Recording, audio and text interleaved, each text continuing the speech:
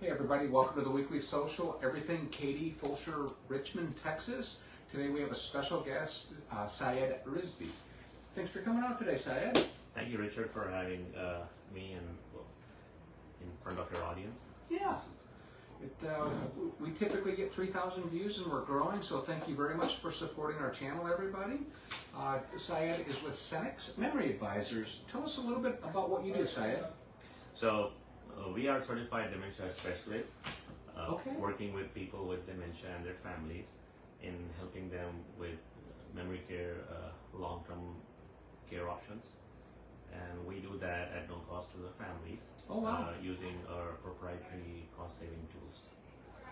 You know, I've been touched personally by Alzheimer's and dementia. I do support the Alzheimer's Walk, so if anybody's watching this, if you look at the bottom, we are doing a fundraiser. I think we got around 185 raised. We're trying to get $1,000. So if you would please support the cause, and I'm sure that's very important to you as well. Yes, so we specialize in working with people with dementia. So anything related to the dementia is very close to our heart. And our goal is to educate the people about the disease and also help them understand that it's not the same when you have Alzheimer's or you have Lewy body or you have vascular dementia. There are all types of dementia, but most people get confused between Alzheimer's and dementia. Can you explain that? Because actually that's something that I don't even understand, Syed. Okay, so it's a very common misconception that people who have Alzheimer's are the same as people who have dementia. So dementia is a syndrome. It is a collection of things that a person has to have. Alzheimer's is a disease. So if you think about, usually the terminology that we use or this example we give is a umbrella term, which is dementia. So every human brain performs certain functions. For example, mood, memory, problem solving, personalities, behavior, senses, language, judgment, communication. And when you have two or more of these impaired substantially to impact your daily life, you can technically have dementia. So think about this way: when somebody goes to get a surgery done in a hospital, when they come out of the surgery, they may not remember where they are. They may not remember what day it is. Because with anesthesia, you have a confusion, disorientation, but that is what we call a example of reversible dementia. It's a short-term, temporary state of being. So dementia is more of a state of being where you may not be aware of your surroundings, and it could be as a result of a medical procedure, or it could be something that is long-term, irreversible. So when you talk about irreversible dementias, that's where something like Alzheimer's disease, Parkinson, Lewy body, frontal lobe, there are about 200 subtypes of dementia. I did not realize it was that vast. It is, and there are a lot of ways you can have, you can be in a state of dementia. A lot of people I have seen who, so especially with UTI, urinary tract infection, you start exhibiting the same signs as a person with dementia. But if you take medication, antibiotics, and the UTI clears up, then you go back to your normal state. Okay. When we usually talk about Alzheimer's and dementia, is because I would say close to 65-70% of the people that we know have Alzheimer's like dementia, or dementia resulting from Alzheimer's, and that's why that's the most popular word that you hear in this context. Well, it's the one that's, I would say, you hear most about through TV and social media channels and such, versus some of the other ones that you were discussing. Like I said earlier, I've been touched by it personally, but I've never heard of any of the other ones. Another fact is that with the diagnosis techniques becoming a lot more available, now doctors and neurologists especially, they have more insight into what's happening in the brain. So they have more resources. Now they have advanced scanning techniques, especially if you do a PET scan. Okay. It can tell you a lot more with clarity of what's going on. So as the medical techniques have improved, we are now actually learning more about the different types of dementia. So you will see going forward more and more types of dementia being discussed. Back in the day, I would say maybe 10, 15 years ago, if somebody started exhibiting some unusual behavior, it will just be termed as Alzheimer's. But now we have realized that that's not always the case. I see. So tell us a little bit about your company and how you help people and guide them through some of the stuff. So each family situation is different. Sure, of course. So as experienced and certified dementia specialist, we consult with the families. The first step for us is to have a conversation, meet with the person if possible. But a lot of times we can do a phone call or a Zoom call with the family members and get information on the actual disease, the actual situation, what's going on with that person, and also help the family understand how to cope up with it. But most of the families who are reaching out to us, they have been trying to work with that person all through the disease process and have reached a point where they're running out of options.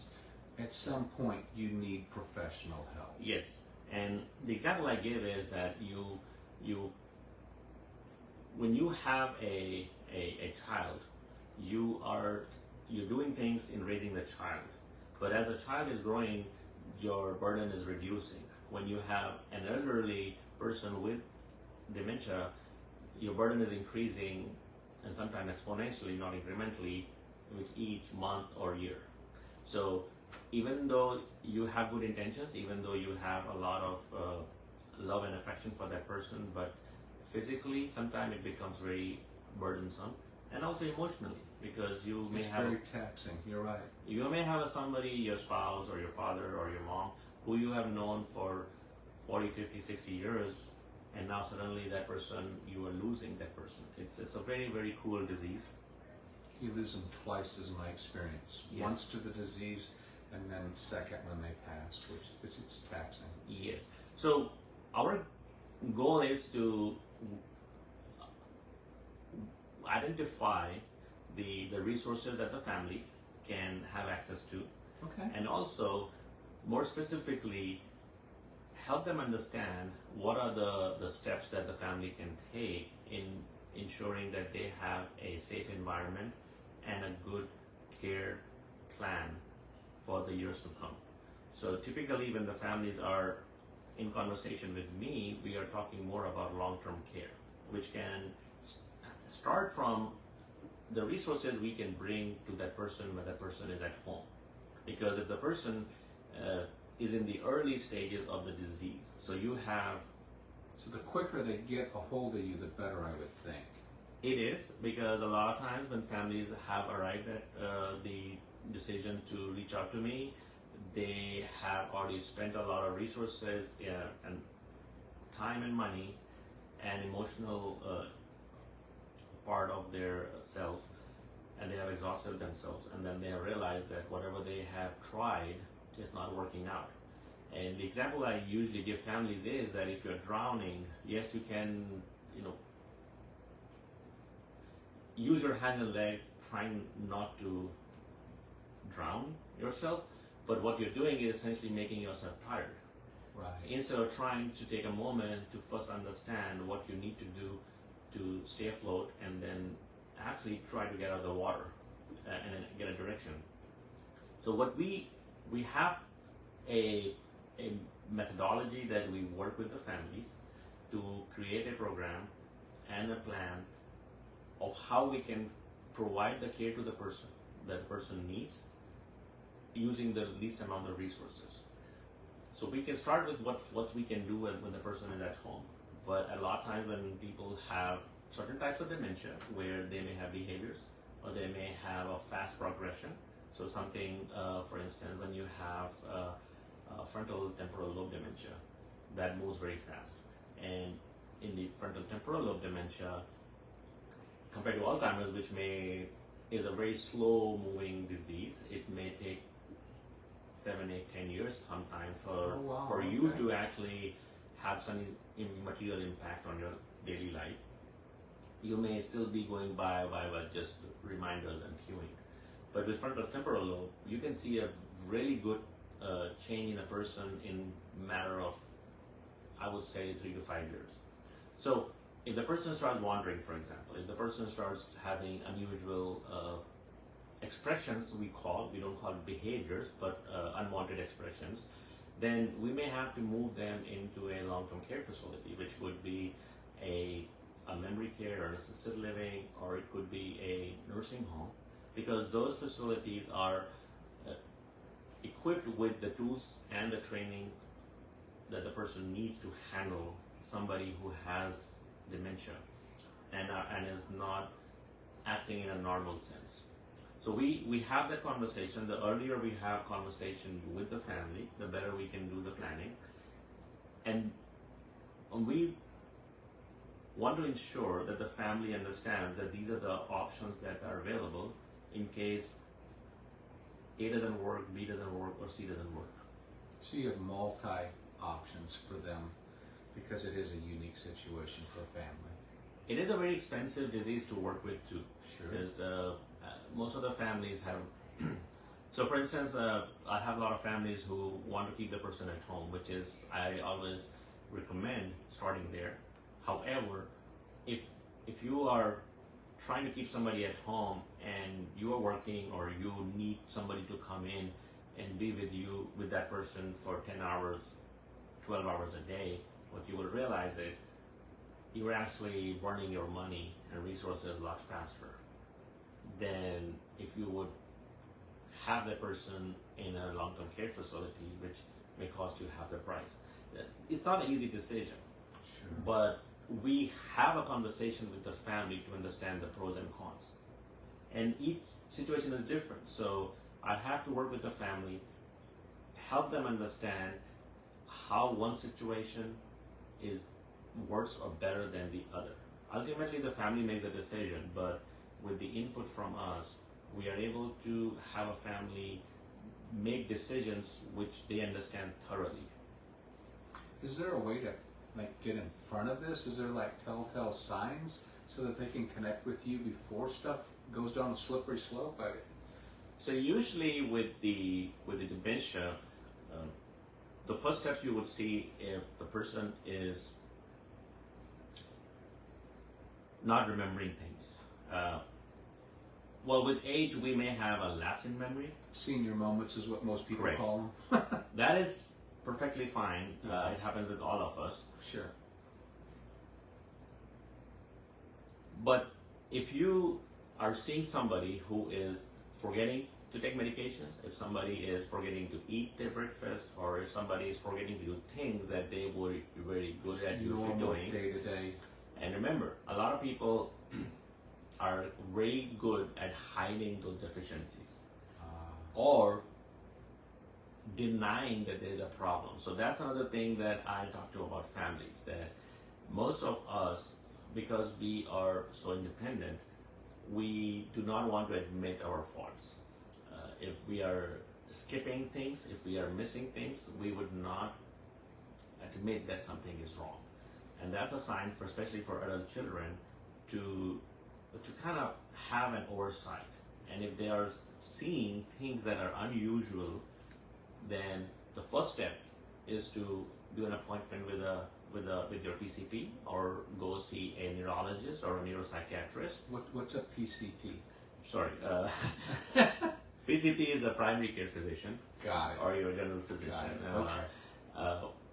They would be the first one as the first step for you to have a conversation. Usually they will give you a cognitive exam, which is sometimes very helpful in just kind of getting a really quick understanding if there is a problem or not. And baseline or whatever you want. Yes, and especially with a lot of elderly people who have a lot of medications, polypharma, what we call it, is also an issue. Sometimes you may see that the person is taking a bunch of vitamins and they're also taking a bunch of other medications, and we know now that they interfere with each other. And it can so cause that's Yes, it affect definitely your clarity. it can. Okay. And that's why one of the things that I recommend strongly when you go to see a doctor, especially your primary care physician, is to put all your medication in a Ziploc bag or in a bag and take it. Doesn't matter. Anything that you take, Over the counter vitamins. yeah, vitamins over the anything, because now we know that a lot of the vitamins also can interfere in your regular medication. So always have that with you when you go to the doctor. You want to rule out those things, Right. and then you want to, if there is an issue, if the doctor thinks, the primary care doctor thinks that more investigation need to be done, then you follow with a neurologist or a neuropsychiatrist. They will do a more detailed study. Sometimes they may have you go through an MRI or a CAT scan or PET scan to get more detailed imaging of your brain to see how the brain is functioning. Once you have that baseline, a lot of people are fearful. They don't want to do it because we all have that fear of knowing things. Yeah. Okay, and so they don't go through it. I always say it's better to know what you're dealing with rather than not know. Well, then you can do stuff to make a higher quality of life. We all think that it's not going to happen to us. Immortality Yes. disease is what I call that. Yes. Everybody thinks they're invincible. Me included, by the way. Especially if you have a history, if your parents or uncles or anybody in your family has had issue. But remember, a lot of we see now were undiagnosed. I have had situations where people were completely, when I told them about it, and they say, "Oh, it all makes sense now because my mom has been like this for past 5 years, and now since you're telling me about these signs, now I know this is what she was going through, but she never made any effort to pursue it." And so that's the first step. Once you know, then you know there are certain medications, of course now, which can be used to slow down the progression. There's no cure, unfortunately, yet. But that's huge what you just said, slow down the progression. So that's going to give you more time and quality with your loved ones. yes, also it's going to help you plan things rather than not. So a lot of dementia does not move incrementally, it moves exponentially. So you may think a person may have 10 years, but you realize it's only 3 years now because it is not a linear progression that's happening in the decline. But really what we are trying to work with the families here is help them get in front of the disease so that way they know what they're working with. I have families that I've been working with for past 2.5, 3 years now. They reached out to me initially and we created a plan and then we have been working through it and they have been able to stay on top of all the changes. So it's very important to get involved and know what was the plan for that person. A lot of families I see are, especially with elderly couples, you may have wife taking care of husband or husband trying to take care of wife, and maybe they're not adult children involved. So we have to work and see what resources are going to work with different type of families. I also do a lot of education work, so I go and do, I'm a education partner with the Dementia Live program. So we do a lot of trainings for companies and organizations where we go in. A good example I always give is when you go to a restaurant. If an elderly couple goes into a restaurant, a lot of times you have the serving staff or the wait staff, which are predominantly younger, and they may come in and they may not even realize how to interact with them. They're very fast, they just come in and the person who's elderly or somebody who have cognitive impairment can take at least from 90 seconds to 2 minutes to realize what you have told.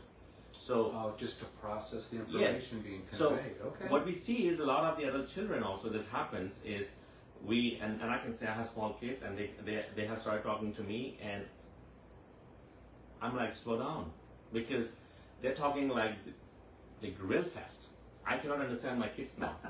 And then I have to ask them to slow down. And so I'm imagining if there's a person, elderly person in a restaurant and a person comes in like a wait staff and they just really say, what can I get you for appetizer or what can I get for a drink? Then that's too fast for them to process.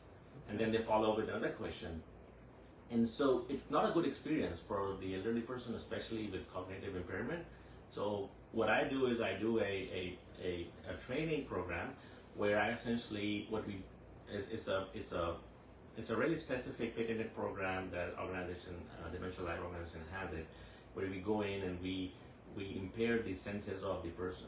We actually have done this for families also, where we do a live demonstration of how it feels like to be somebody with dementia. So it's a very eye-opening experience. It is. Everybody that I've worked with in the past couple of years has been just, they get very emotional and they say we never thought how much of an impairment a person has, because when a person is aging, what we don't realize, the sense of touch is deteriorating, the sense of vision is deteriorating, the sense of hearing is deteriorating. And I got the vision and the hearing, huh? Yeah, and so I mean, we may on the freeways we may honk if somebody is an elderly person driving, is like, like get away. But what we don't realize is their response time changes, their vision changes, their hearing changes. Sure. And I really want community members to understand that the person is not trying to irritate you. The person is not trying to make your day difficult. It's just they need to be understood. Right. And we are working actually with the state of Texas right now on an initiative. It's called Dementia Friendly Society, and we are working with the city of Houston also to create signage, to create a community landscape which are friendly to people with dementia. You have a huge passion for this. What attracted you to this industry field? So when I started in this industry back in 2018, 19, Okay. My family has a history of cognitive impairment. Not necessarily I would call it any specific Alzheimer's or any other type of dementia, but again, that was a motivation for me to get into the industry. But then when I got into the industry or in this segment, what I realized is that there is not a lot of people who are paying attention to this specifically. So even what I do in my profession, most of the people that I find are just doing everything under the sun. So they're doing a lot of long-term care planning, but they're doing it for everybody. And I wanted to be very specific, specialized for working with people with dementia. So everything I do is with the context of a person with dementia and their family members. So yes. So I've always wanted to be, and I'm very proud to say this, that in so far I've not come across any other company or any other person who is only specializing in working with people with dementia in the area that we operate in. So we are very specialized, we are very focused in the dementia domain, and the things that we are doing as an organization, as an individual, we are doing with that mindset. What is it that we can do to help somebody with dementia? A lot of the families are struggling. It's you mentioned about the person, about the 2 times. What a lot of people don't realize is that when you have dementia, it's a slow death for the person who is caring for that person. So imagine this, you have a spouse for 30, 40, 50, 60 years. I've met people, like the longest I've met is a guy, the husband and wife, they were both in the 90s and they were married for 73, 4 years. Wow. Yeah, they told me that they got married as soon as they could? Yeah, it was legal. So, but you can imagine, the husband got dementia and the wife was just broken. Like in every day, she was dying, seeing this, losing this person. You lose the person because when It's you a have soulmate, right?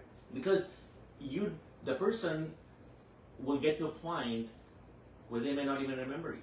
The person may not even identify you as a wife. I have seen so many families where the spouse thinks that, oh, this is just somebody taking care of me. They don't know who they are. And think about you as an individual that now you're doing all this, you don't know this person. You have lost the person that you have known. And that is very heartbreaking for anyone who cares about other person. Because you cannot interact with that person. It reminds me of the SEALs have a saying, the only easy day was yesterday. So every day, the day before is easier than the day that you're marching into when it comes to dealing with this. And that's true. And with dementia, I feel that every day is a new day, which is to say that you're going to get new challenges. You may wake up one day and the person just doesn't want to get out of bed. If you try to get the other person out of bed, he's like, no, I don't want to do it. Now, there is no rational argument. You will say, well, we need to go have breakfast, and the person does not understand what the word breakfast means. See, that's another thing that people don't realize, that this is all what I do when I do the training. I have a whole plethora of charts and graphs and presentation that I explain to the audience that what is actually going on in the brain. So a person with dementia, especially with the cognitive impairment part, your cognitive impairment, the memory part of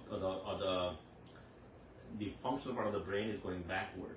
So you think about this way: if you are a 40-year-old person, you look like a 40-year-old, which is your physical age, and then you have a memory of 40 years. Meaning you act and behave like a 40-year-old person, and you have the information. With dementia, you may be 75 physically, but your memory could be at a 13-year-old level, meaning you don't remember anything what happened between the year 14 to 75. So what also means that you don't remember people. If you met somebody when you were 25, like your wife, but now your memory only has information up to the year 13, how would you remember that person? You will not even know the face because it has not even been retained in your memory. Wow. So it's kind of erasing it backwards. And it's a very, very cruel disease. I've seen people where they're eating with their hands because they don't know and understand how to use utensils anymore. And it's not that they're being animals. It's exactly what you just said, because they've regressed to a point where they don't even know what a fork is. So everything that we do as humans is learned behavior. Because Right. if you think about a child who's born, the child does not know anything. And there's a lot of research that has been done, right? Nature versus nurture.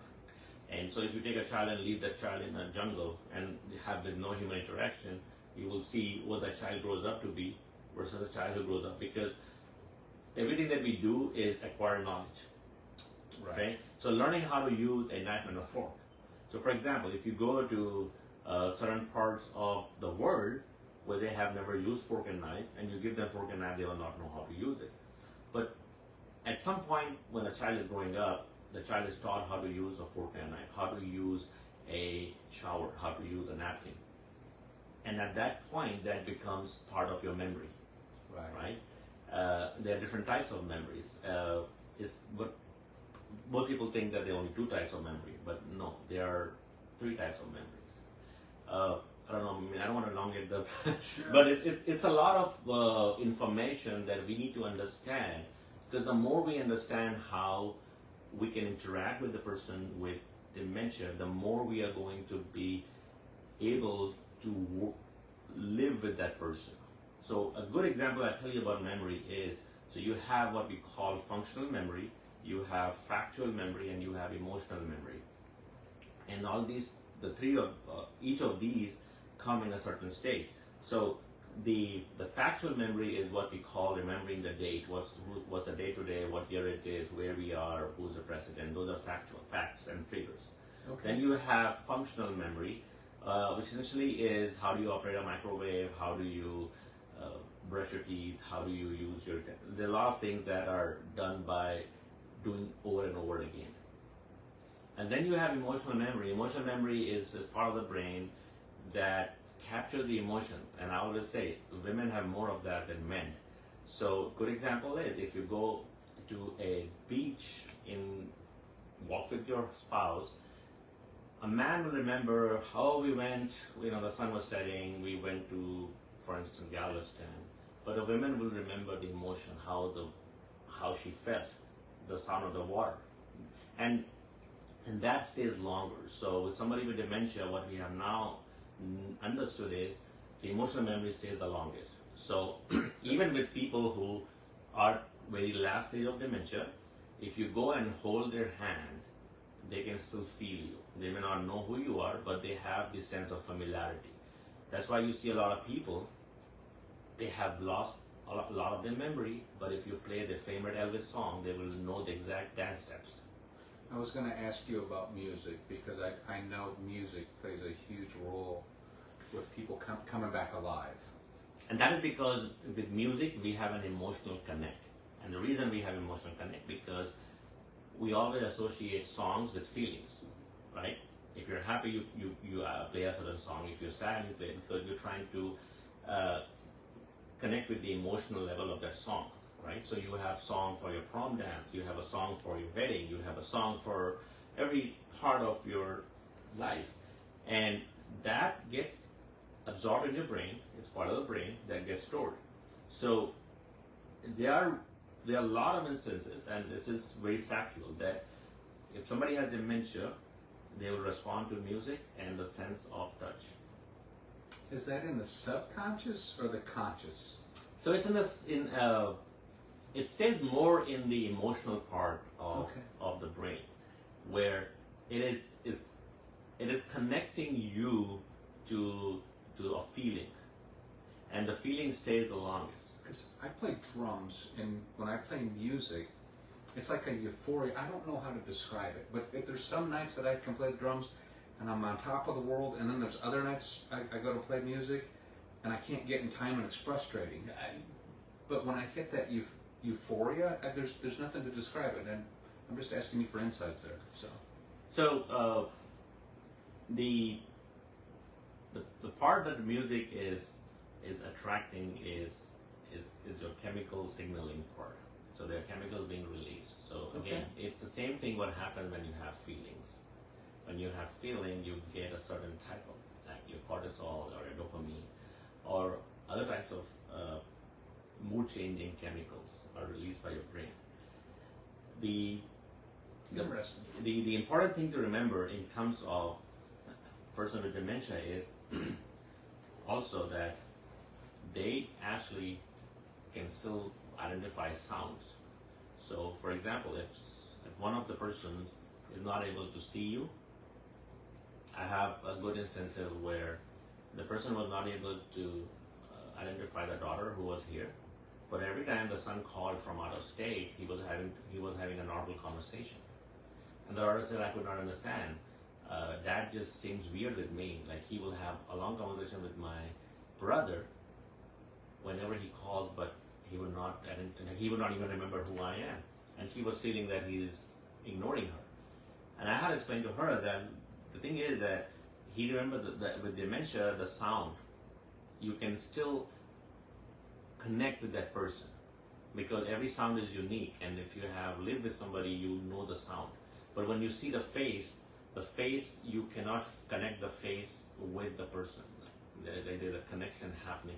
So there's something called aphasia, and aphasia essentially is that if I give an apple, right? Remember when a child is growing up, you give them an apple and say, this is an apple, you eat it. Okay, so the child then registers that in the brain. So there's a part of the brain that makes a connection that something that looks like this is called apple, and you can eat it, right? But that part of the brain now is not working. It's disconnected. So I see an apple sometimes. So I know what an apple looks like, I know what it's called, and I know what it tastes like, but I cannot connect the three. Wow, that's a good way to describe that. So there's a It's a very fascinating science. I wish when I was younger I could have gone into the neurosciences, but now I think it's really fascinating. It's what they call the next frontier, probably after space, where they're trying to understand how the whole brain system works, how the whole the neurological connection is happening with the brain. Well, if people want to get in touch, they have questions, I'm sure that you could be a wealth of information. What's the best way for them to connect with you, Syed? So, my cell phone number is the best way. It's 281-687-0612. They can also go on our website, Senex Memory, SENEXMEMORY.com. They can reach me through Facebook and LinkedIn, or they can go on my website and do a consult form. I'm really very prompt. I usually, if somebody calls me and I'm not able to answer the call because I'm with somebody or Sure. I'm like doing something like this, I will usually reply them the same day or next day, because I understand most people who are calling me, they're having a crisis, and they're calling me because they want answers, or they want they want to know for themselves that there are things available to help them. It takes a special person to do what you do, Syed, because you're seeing a lot of stuff that most people don't even want to be subjected to. Yes, and unfortunately, there's a lot of I call a lot of static and a lot of nuisance, to be simpler, in the environment, as far as what the dementia is and how it's being portrayed and how it's being used. But I really want families to not get intimidated by the disease, but knowing that there is no cure as of yet, what can we do to manage this person? And what are the options that we can look at? Again, we're trying to help the family to figure out if we are going to be fine keeping the person at home, or if we need to look at the options outside of home, again, which could be sometimes nursing homes, could be memory care, could be assisted living, and there's a whole conversation about resources and types of facilities, what each facility does. So I go to facilities every day.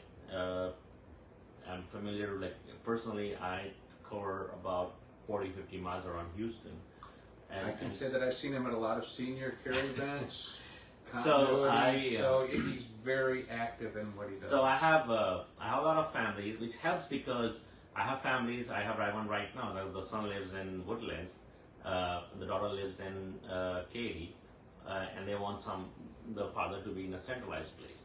So me covering that area allows me to, like, we work, close to 400 facilities now in around the town, 5 counties, which allows us to look at, scan, and say where those facilities are available.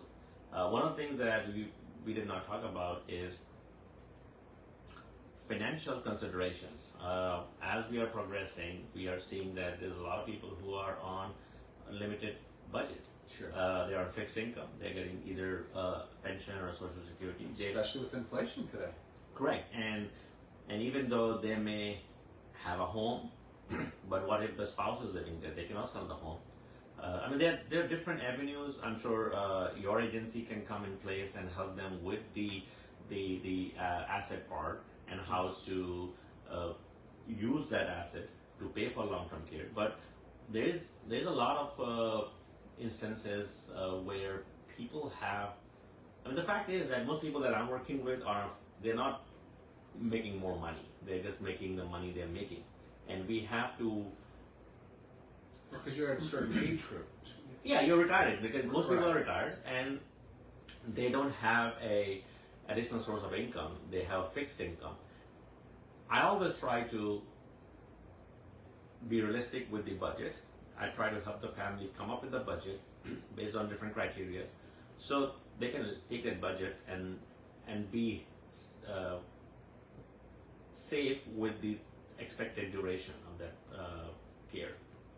Because I've seen a lot of people who the guy had savings IRA 401k, and the family put him on a 24-hour caregiving at home, and he was burning like $10,000-$12,000 a month Wow. doing the care. And guess what? In 2-3 years, they almost ran through the budget, and then now they only had like $1,800 remaining his Social Security. And I was asking the family that why would you do that?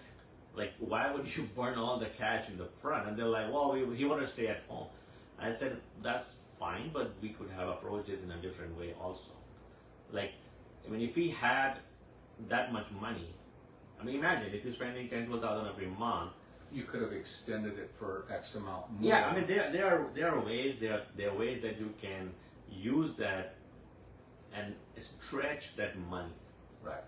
And those are the things that I talk to families because you don't know what you don't know, so that's why they need to reach out to somebody yes. like you. So if you reach out to somebody like me, right.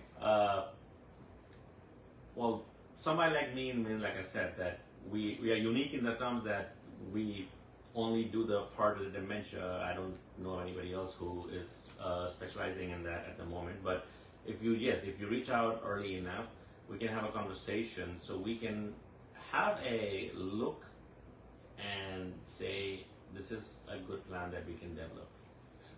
But yeah, everybody, I want to say thanks for tuning in this week. We covered a lot of ground today. Thank you so much for coming up today. Thank you, Richard. Greatly appreciate all the insights, all the help. So if you're experiencing anything with one of your family members, please reach out to Syed. You can reach him at your cell phone? 281-687-0612, or you can email me at Syed, S-Y-E-D, at Senex Memory, SENEXMEMORY.com. All right. We'll see you guys next week. Thanks. Thank you.